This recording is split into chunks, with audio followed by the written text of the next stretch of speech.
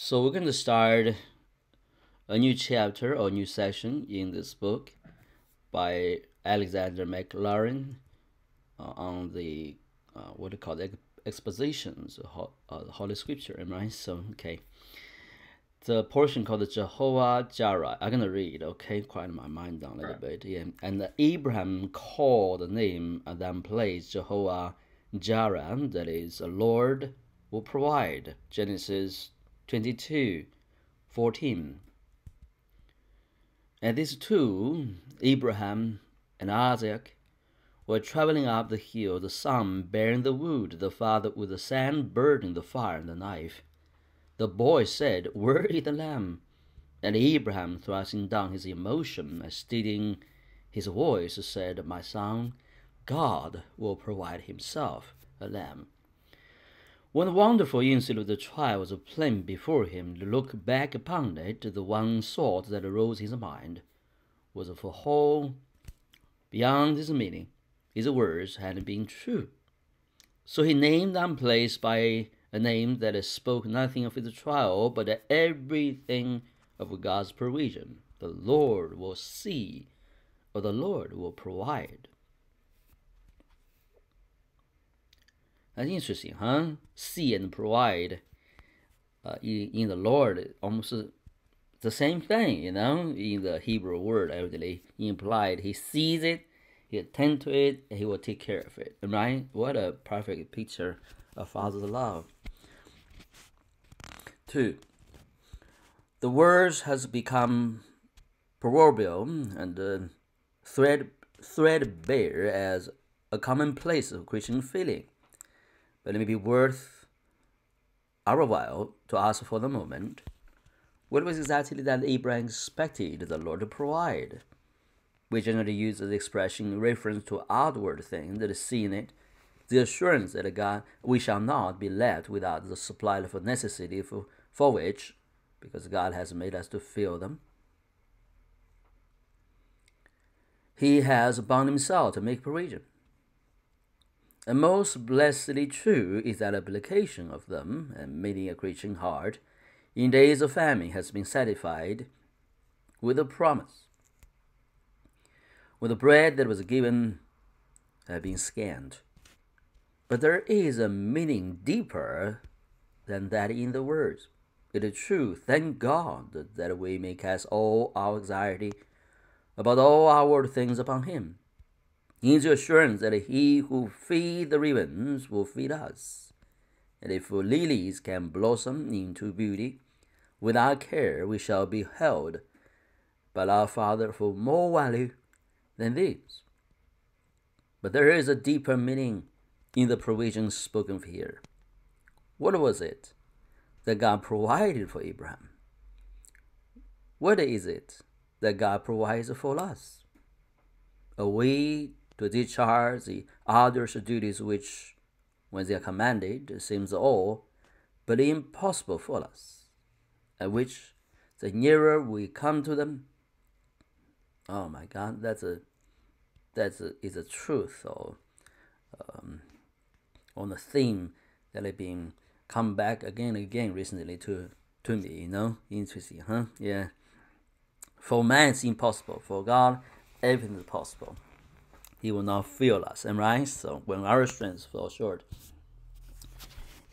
that's where he shows his strength. Making sense to you, so that's so true, Noah. I'm telling you, he is a faithful God. In which the nearer we come to him, look at the more dreadful the sin, the more impossible, and yet when the heart has yielded itself in obedience and we are ready to do the thing that is enjoined, there opens up before us a possibility provided by God, a strength come to us equal to our day, and some unexpected gift to put into our hand which enable us to do the thing which nature said, my heart will break before I can do it, in regard to which even grace doubted whether it was possible for us to carry it through.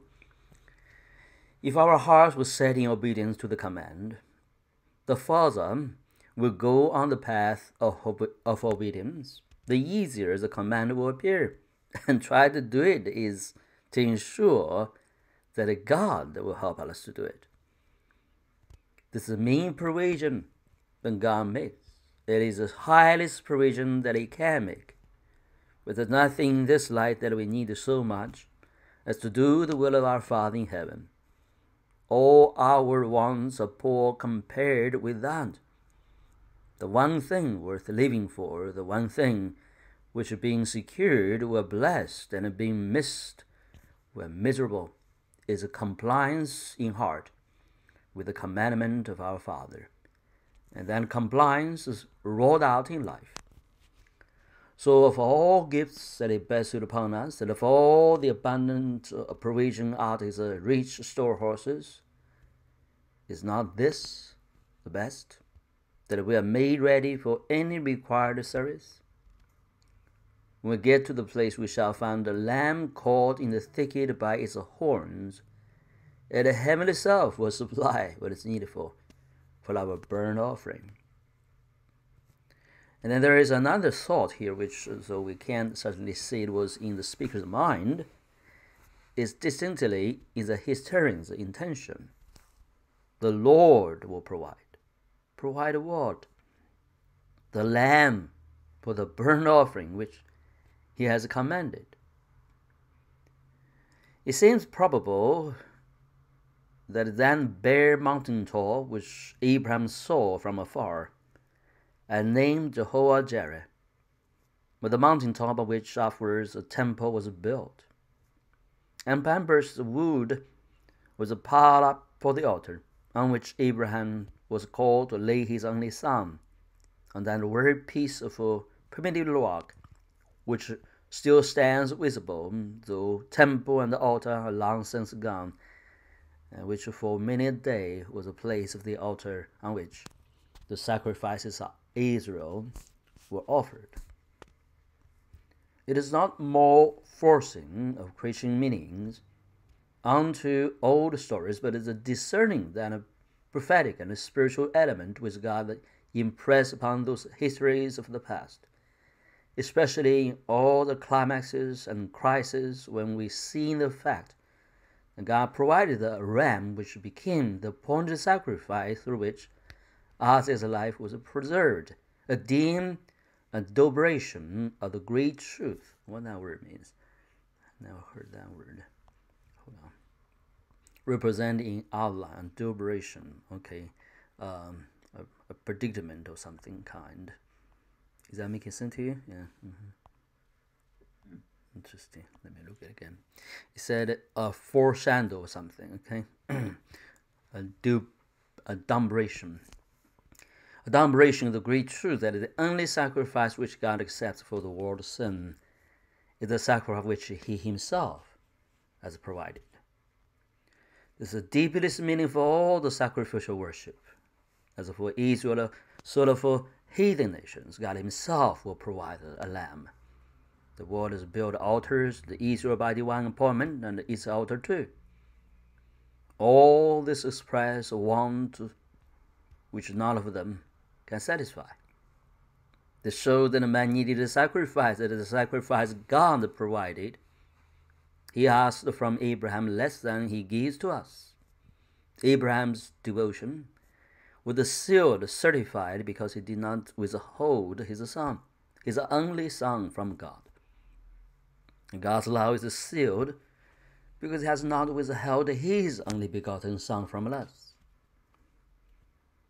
This is a beautiful theme, right? So, the highlight and climax of the story of faith in Abraham's life. Making sense to you? Yeah. In all the former generations, narrowed down to this righteous one, who God deemed the righteous because he has a certain kind of faith. As this faith lead him to this place of worship and devotion. Making sense to you? Making a perfect sacrifice. And God said, because you done that, I will redeem it all for all mankind. and preserve a seed, hope, a seed, a redemption. Making sense to you? So a seed, a new creation, that everything will be redeemed if you have this hope. It was for this hope Abraham dedicated his life and looked forward for the country that was not his own. The book continued eloquently expounding on this. Make sense to you? So yeah. So this name that came from Abraham's grateful and wandering lips contained the truth and hold true in all regions of our wants. In the lowest level, the outward supply, outward needs. On the higher, the meaning of discharging hard duties, a path through sharp trials. And on the highest of all, the spotless sacrifice which alone wills for the world's sin. These are the things which God provides. 2. To note again on what conditions he provides them. The incident's name became the occasion of a proverb, as the historian tells us, which is why down to the period of his writing, and probably long after, when men were accustomed to say, "In the mount of the Lord shall be provided." The historian most likely is Moses, right? So actually, Jesus said it's Moses. So. But obviously, there were oral history leading to the record of Moses. Moses heard and learned from somebody, right? So most likely, they are all the Israelites. Making sense to you? Think about it. So the provision for all sorts that we need has certain conditions as to the when and the where of the person to whom it shall be granted. In the mount of the Lord shall be provided if we wish to have our outward needs supplied, our outward weakness strengthened, power, energy sufficient for duty, wisdom for perplexity, share in the sacrifice which takes away the sins of the world. Receive them all on the condition that we are found in the place where all God's provision is treasured. If a man chooses to sit us outside the baker's shop, he may starve on his threshold. If a man will not go into the bag, his pockets will be empty, though there may be bursting coffers to which he has a right. Is that amazing? What a beautiful analogy. If we will not ascend to the hill of the Lord, standing in the holy place by simple faith and by true communion with heart and life, God's amplest provision is not to us. We're empty in the midst of affluence. Get near to God if we would partake of what He had prepared. Live in fellowship with Him by simple love, and often meditate on Him if we would drink in of His fullness. And be sure of this, that whosoever is in his house, the stores are heaped and the treasures full. You will have neither part nor lot in the matter, unless you are chosen of the house. In the mount of the Lord it shall be provided. Around it there is a waste wilderness of famine and of death. Further note when the provisions are realized. When the man is standing with the knife in his hand, the next minute it will be red with the son's blood. Then the call comes, Abraham. And he sees the ram caught in the thicket. So it had been a long, weary journey from the home away down in the dry, sunny south, a long tramp over the rough hills, a toilsome climb with a breaking heart in the father's bosom, and a dim foreboding gradually stealing in the child's spirit. But there was no sign of a respite or of a deliverance. Slowly he piled together wood, yet no sign. Slowly he binded the boy and laid him on it, and still no sign. Slowly, reluctantly, and yet resolutely, he unthasped the knife, and yet no sign. He lifted out his hand, and then it comes. What a beautiful author, huh? What a beautiful understanding. This is God's way always. Out to the very edge we're driven, before his hand is put out to help us. Such is a law, not only because the next moment is always necessarily dark, nor because God will deal with us in any arbitrary fashion to play with our fears, but because it is best for us that we should be forced to desperation. And that desperation shall pluck the flower. Safety is best for us that we should be brought to say, my foot slips. And then, just as our toes are sliding upon the glacier, the help comes. Thy mercy held me up. The Lord is her helper. And that's right early. Right early. When he delays, it's not to trifle with us, but to do us good by the sense of need, as well as by the experience of a deliverance. At the last moment, never before, never until we have found out how much we need it, and never too late, comes a helper. So it is provided for the people that quietly and persistently tread the path of duty, that go wherever his hand leads them, without asking anything about the where does it lead. The conditions of provisions are obedience of heart and will. To Abraham, doing what he was commanded, as though his heart was breaking as he did it, the help was granted, and always will be. 3. And so, lastly, note what we are to do with the provision when we get it. Abraham christened the enormous mountain top not by a name that reminded him or others with a trial, but by a name that proclaimed God's deliverance. He did not say anything about his agony and about his obedience. God spoke about that, not Abraham. He did not want this to be remembered, but would desire to hand on to later generations was what God has done for him. Oh, dear friends, is that the way in which we look back upon life? Many a bare, bailed mountaintop in your career and mine, when God our names for. Are the names that commemorate our suffering or God's blessing? We look back on the past, what do we say? Time of trial or time of deliverance? Which side of the way do we choose to look at? The one that is smitten by the sunshine, or the one that is all black or purple in the shadow? The sea, look at it from one side, will be all a sunny path, and from the other dark as the chaos.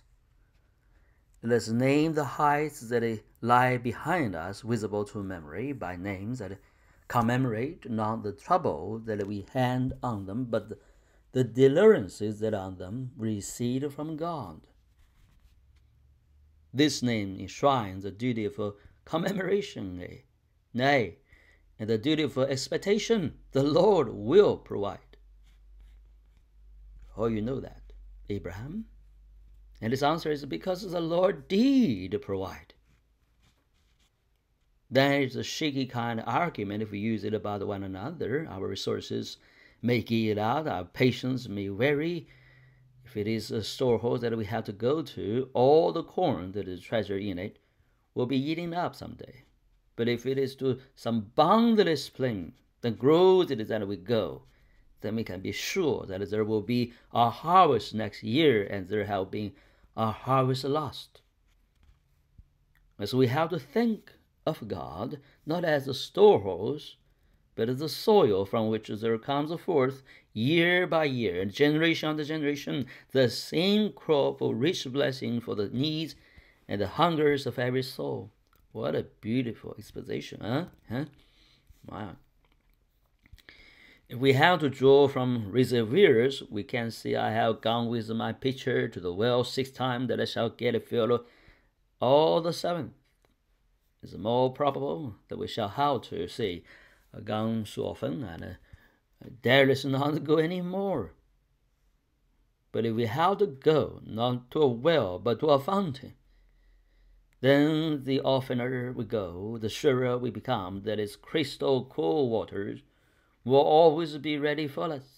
Thou hast been with me in 6 troubles, and in 7 that will not forsake me. It's a bad conclusion to draw about one another, but it's the right conclusion to draw about God. And so as we look back upon our past lives and see many a peak gleaming the magic light of memory, let us name them all by name that will throw a radiance of hope on the unknown and unclimbed difficulties before us.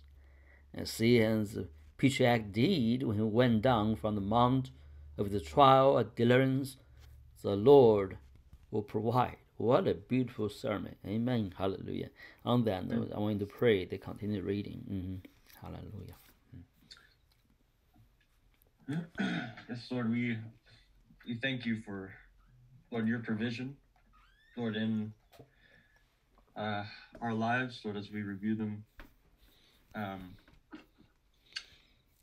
Lord, in the way that you, Lord, are indeed, Lord, always there for us, Lord, desiring the best for us, Lord, and when we look in our lives in this way, Lord, we see that even if not especially, Lord, the hard times and the troubles that you have brought us through, we're still under the same heart, Lord, of your desire to bring us to, Lord, a higher place, Lord, a closer place to you.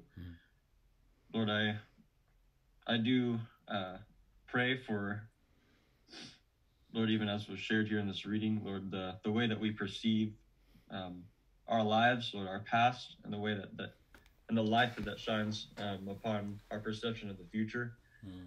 Lord, to know, Lord, that you truly are, Lord, an infinite source of, Lord, an infinite source, Lord, of wisdom and of hope and, Lord, the encouragement and blessing needed, Lord, to fulfill your purposes, Lord, not merely to comfort us unto no end, Lord, but to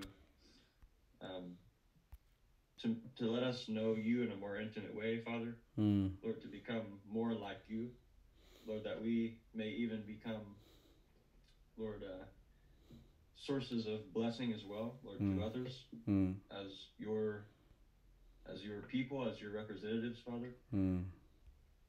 Lord, I do continue to thank you for this this example of Abraham's life. Lord, I pray that we would continue to learn from the lives of those in the scriptures, Lord, individuals that you dealt with directly, Lord, individuals that drew their wisdom and their hope from you and your spirit, Lord, had a true and visible relationship with you.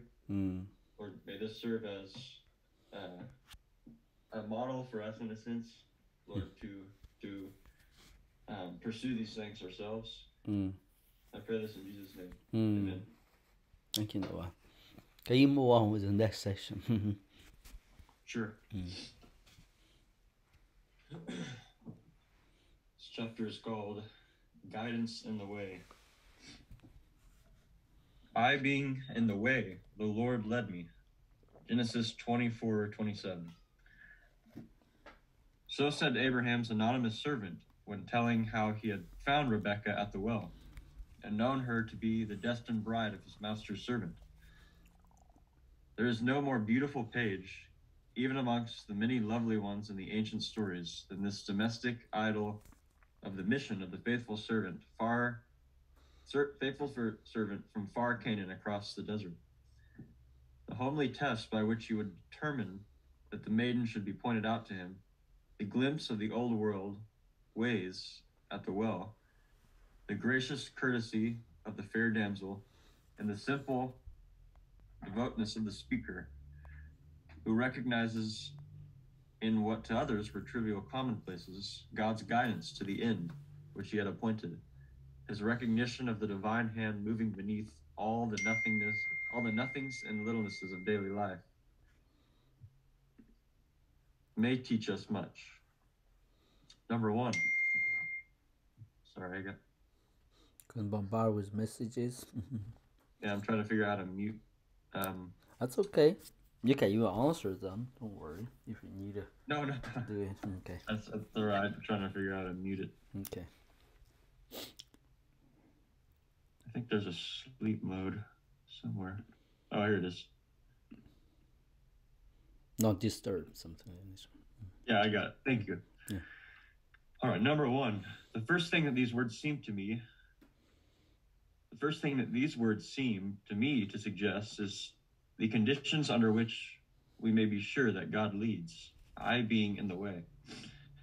Now, of course, some of you may know that the words of our text are, by the Revised Version and others, rendered so as to obliterate the clause telling where the speaker was when the Lord led him, and to make the whole a continuous expression of the one fact.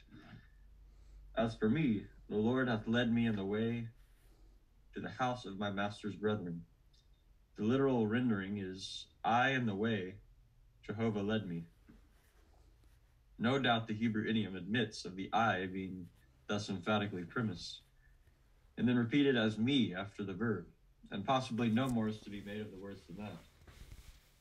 But the fuller and more impressive meaning is impossible, and I venture to retain it, and to see it in the expression of the truth that it is when we are in the way, that God will certainly lead us. So that suggests, first, how the people that have any right to expect any kind of guidance from God are those who have their feet upon a path which conscience approves. Many men run into all manner of perplexities by their own folly and self-will, and never ask whether their acts are right or wrong, wise or foolish, until they begin to taste the bitter consequences. Then they cry to God to help them, and think themselves very religious because they do. That's the notion I expounded yesterday, right? Sorry. That's the notion I highlighted yesterday through the time. Making sense to you? So, yeah. Yeah. Elijah saw the way. Elijah saw the way. You know? It's crazy, yeah. huh? Go ahead. Such folk are like Italian brigands who had an image of the Virgin in their hats, and sometimes had the Pope's commission in their pockets, and therefore went out to murder and ravish, and sure and certain hope of God's favor and protection. But when we are in the way, and know that we are doing what we ought to do, and conscience says, go on, never mind what stands against you, it is then, and only then, that we have a right to be sure that the Lord will lead us. Otherwise, the best thing that can happen to us is that the Lord should thwart us when we are on the wrong road.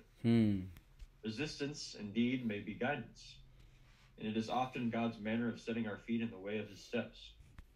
We have no claim on him for guidance, indeed, unless we have submitted ourselves to his commandments. Yet his mercies go beyond our claims. Just as the obedient child gets guidance, so the petulant and disobedient child gets resistance, which is guidance too. The angel of the Lord stands in front of Balaam amongst the vines, though the seer sometimes does not see, and blocks the path for him, and hedges up the way with his flaming sword. Only if we would have the sweet, gracious, companionable guidance of our Lord, let us be sure to begin with that we are in the way and not in any of the bypaths into which arrogance and self-will and fleshly desires and the like are only too apt to divert our feet. Another consideration suggested by these words, I being in the way, is that if we expect guidance, we must diligently to present duty. Sorry, the way he's wording is interesting. We are led, thank God, by one step at a time. He does with his child, whom he is teaching to read his will, as we sometimes do with our children, when we are occupied in teaching them their first book learning. We cover the page up, all but the line that we want them to concentrate their eyes upon. And then, when they have got to the end of that, slip the hand down low enough to allow the next line to come into view. So often God does with us. One thing at a time is enough for the little brains, and this is the condition of mortal life, for the most part. Though there do come rare exceptions. Not that we have to look a long way ahead and forecast what we shall do this time 10 years off, or to make decisions that involve a distant future, except once or twice in a lifetime, but that we have to settle what is to be done in this flying minute, and in the one adjacent to it. Do the duty that lies nearest thee, and the remoter duty will become clearer. There is nothing that has more power to make a man's path plain before his feet, that he should concentrate his better self on the manful and complete discharge of the present moment's service. And, on the other hand, there is nothing that will so fill our sky with mists and blur the marks of the faint track through the moor as present negligence, or still more, present sin. Iron in the ship's hull makes the magnet tremble and point away from its true source. He that has complied with evil today is less capable of discerning duty tomorrow. And he that does all the duty that he knows will thereby increase the probability that he will know all that he needs. If any man wills to do his will, he shall know of the teaching, enough at any rate to direct his steps. So, to do his will, he is not scattered, do this, do that, do this prediction, fulfill that prophecy, and right, this or that. Rather, it's a holistic thing about obeying to some, another person, led by another person, commanded like a sheep hearing shepherd, making sense to you, so. Yeah.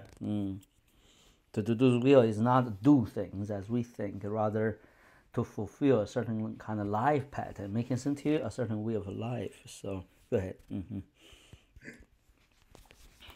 But there's another lesson still in the words, and that is that if we are to be guided, we must see to it that we expect and obey the guidance. This servant of Abraham's, with a very imperfect knowledge of the divine will, had, when he set out on his road, prayed very earnestly that God would lead him. He had ventured to prescribe a certain token, naive in its simplicity. If the girl drops her pitcher and gives us drink gladly, and does not grudge to fill the troughs for the cattle, that will show that she is of a good sort and will make the right wife for Isaac. He had prayed thus, and he was ready to accept whomsoever God so designated. He had not made up his mind. Bethuel's daughter is a relation of my master's, and so she will make a suitable wife for his son. He left it all with God, and he went straight on his road, and was perfectly sure that he would get the guidance that he had sought. And when it came, the good man bowed and obeyed. Now there is a picture for us all. There are many people that say, "Oh Lord, guide me," when all the while they mean, "Let me guide thee." They are perfectly willing to accept the faintest and most questionable indications that may seem to point down the road where their inclination drives them. No, I think Nelson in Copenhagen. mode is a word paired with faintest. I think it must mean something. Let me look at it. Okay. Yeah, that's a deep, wide ditch surrounding a castle. So that's not right. That's most, I think. Yeah, most questionable. You're right. Yeah, sorry. Yeah. Point down the road where their inclination drives them, and like Lord Nelson at Copenhagen, will put the telescope to the blind eye when the flag is flying at the Admiral's peak, signaling come out of action, because they are determined to stay where they are. Let's see. Put the telescope to the blind eye when the flag. Okay, now this must be a real history story. I don't have an idea what that means. I don't know about it myself. Yeah, but it's funny. Look at that. It's Yeah. You don't put the telescope before a blind eye, right? So. Yeah. Do not let us forget that the first condition of securing real guidance in our daily life is to ask it, and that the next is to look for it. Is this amazing? No, let me explain to you why. Okay, so as you hear David Prince shared his young life. When he was young, his mother used to read his bed stories, and his brother, I think. I'm not sure now. I don't know. That's not him, maybe. Another guy's story.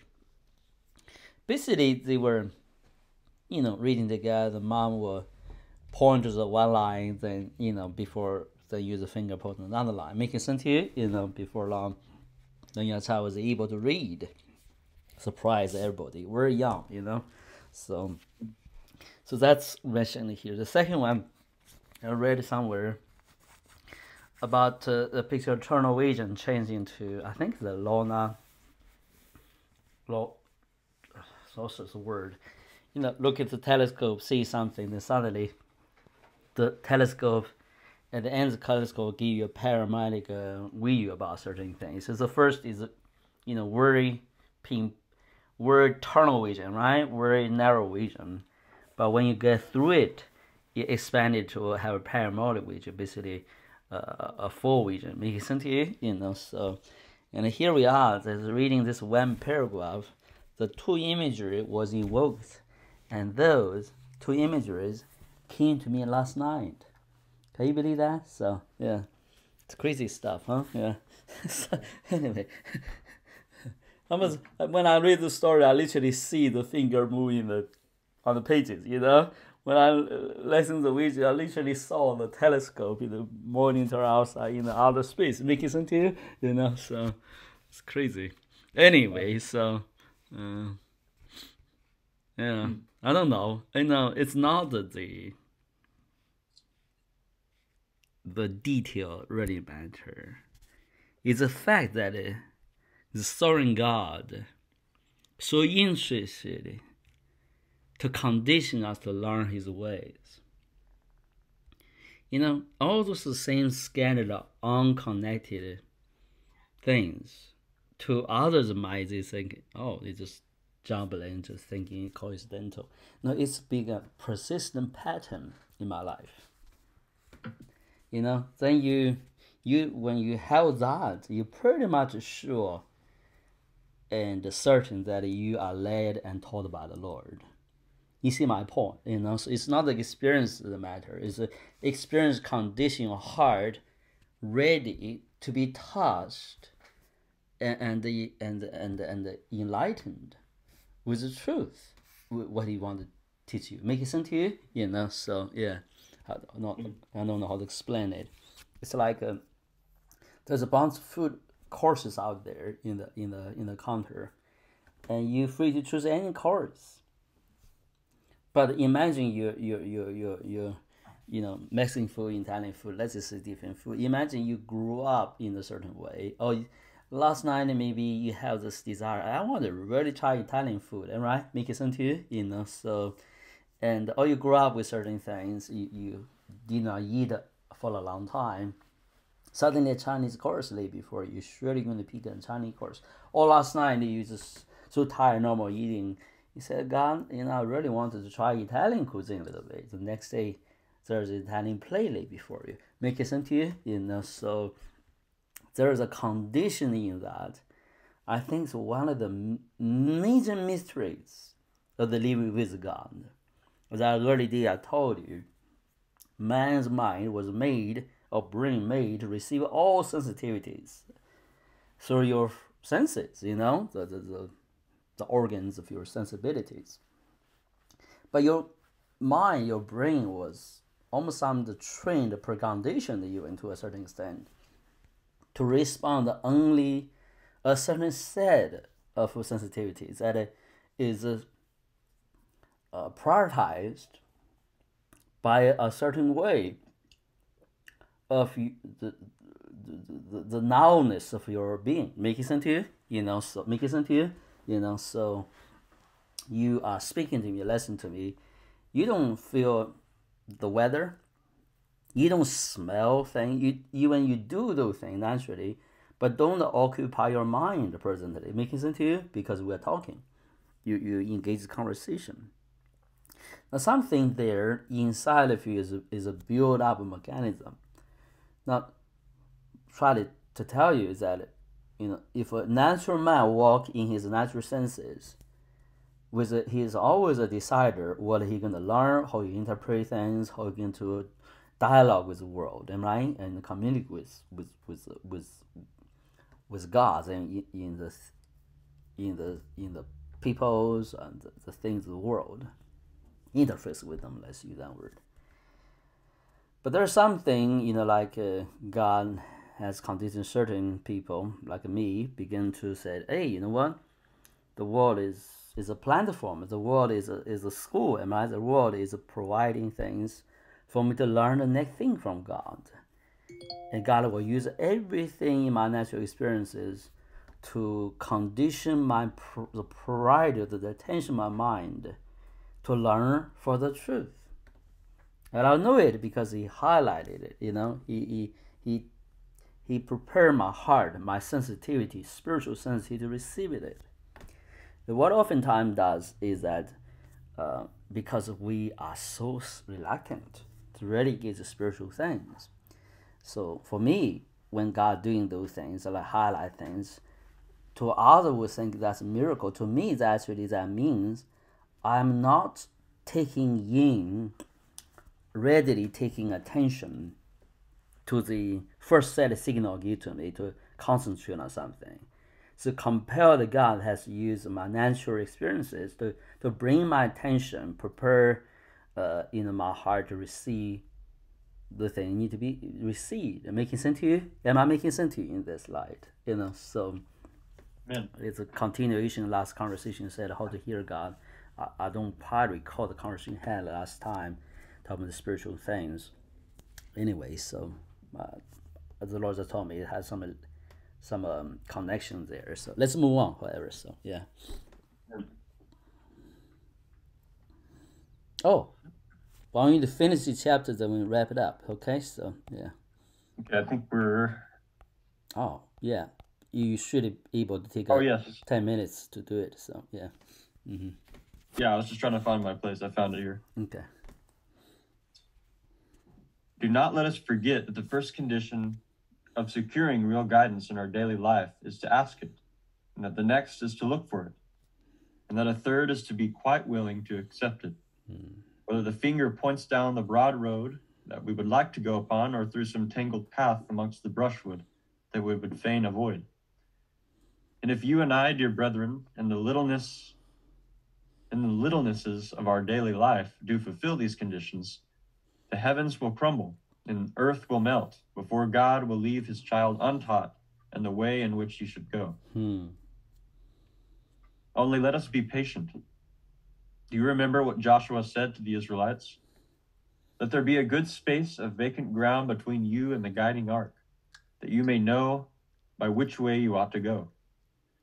When men precipitatedly press on the heels of half-disclosed providences, they are uncommonly apt to mistake the road. We must wait till we are sure of God's will before we try to do it. If we are not sure of what he would have us do, then for the present he would have us do nothing until he speaks. I being in the way, the Lord led me. This is actually, just to add more confirmation, this is reminding me of a lot of stuff I was actually just reading last night. You did? And, share then. I was reading. We're going to stop at this point. I want you to share, then we'll wrap it up. So yeah, go ahead. Just reading from the book name is a commentary on Jane Leeds' prophecy called "A Good Report from a Heavenly Spy." By a brother called Larry Hodges. Larry Hodges, that's right. Yeah. Yeah. Mm-hmm. Just a chapter read last night discussing a lot of very, very similar stuff. It's just really interesting. It's so real, Yeah. Only experienced the ones in the Lord, because they had to walk through it. They can't actually share precisely those kind of truths until they experienced it. It's not the words. Like someone can just smart enough can figure it out. Oftentimes such substantiated truth or wisdom inside can only come from the one who has practiced and experienced it. Making sense to you, So it's elusive too. It's almost like it's cheap to the ones who not even walk in it and they think they already know it because they will never pay attention excited about it. Making sense to you, So they're more interested in visitations, even spiritual pursuit. I'm talking people immature basically, or rather were much undisciplined, even be misled or deceived, because not all spirituality is real spirituality. Real spirituality always reveals the principal ways of God, the simple things of God. Not simple, the word is wrong. Simple because it implies simplicity. That's not true. Simple is the element things, the beginning things, the undergirding things. Am I making sense to you, Noah? So yeah, thinking about, you can teach a middle school child, a teenager, talking about the mystery of fusion and infusion, right? Making sense to you? You can talk to them about the hydrogen, can separate from water, hydrogen, stuff like that. Oh, I know, So I know something hydrogen do with fire. I know hydrogen do with energy. But you know what? If you a song, the song, for the universe in a sense, none of the planetary, our Milky Way, whatever the word called. Then it's a literally infusion of hydrogen all day long. That's where the source of energy came from. If you understand the sun has been for millions of years, we don't use the science, but for memorable history of man, as long as man existed, and all the lives on Earth, all the planets, receive light as well, came from that source. There's the same reaction, and just condense a body of hydrogen that are entering this endless infusion process and making sense to supply all. You were just like, what? That even possible? Then you look at the sun. Oh yeah, it's burning. It's everything. Yeah, and come out. The sun never died out. So we lost the sight of miracle. You saw, because we can touch it separate from water. Because we see the sun every day rising up, and we still live along and walk about. We forgot the miracle in fusion. The simple gas. One gas in fusion. What a miracle! But nobody think about how that even can happen. Oh, it's explained the way scientifically said, hey, it's just a chemical or physical reaction. What? Yeah, you can see that, but how in the world the arrogance as a blind human mind is an interesting story, interesting phenomenon to study. It's among the hubris to think it to a point because you're familiar with it, because it's there. You don't respect and pay due honor, in a sense, or there's awesomeness to this one simple reaction. If you do, however, think about it, certain scientists, they found out that this has been true. They know hydrogen can generate energy. Then, till today, I don't think they have ever created a safe and effective way to use the same reaction to generate energy on Earth. From the nuclear bombs, stuff like that, nuclear energy. They also the nuclear reaction, and but nobody can do it. Nobody can do it safely. To see this. I'm not so sure. Okay, I'm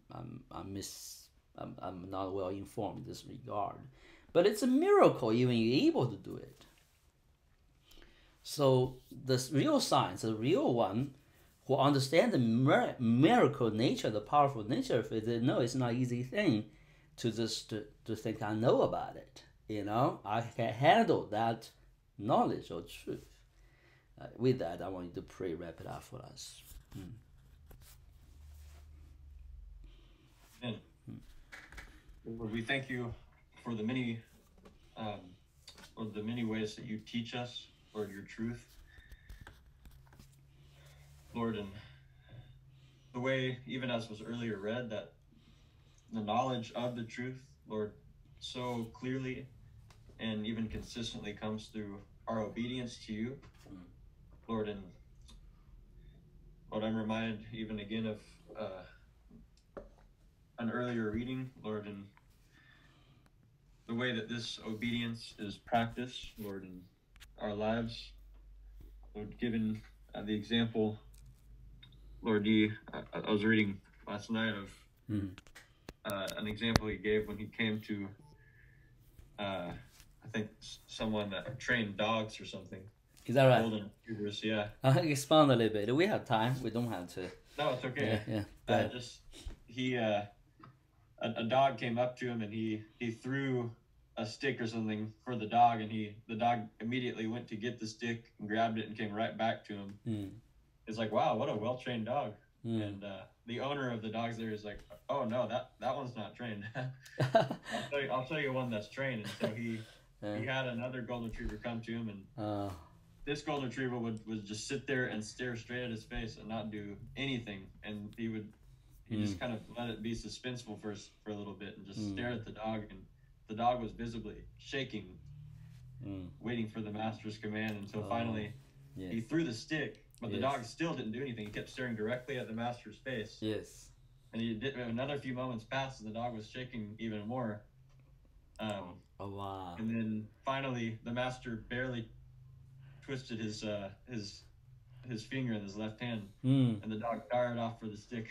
Oh wow! And then grabbed it, and then came back, and of course they're at the master's feet. So I think the example he drew from those two different dogs was, the first one showed a sense of diligence and obedience, but from a natural instinct, a natural instinct, a natural frame of mind, which means that the dog essentially was retrieving the stick for his own sake.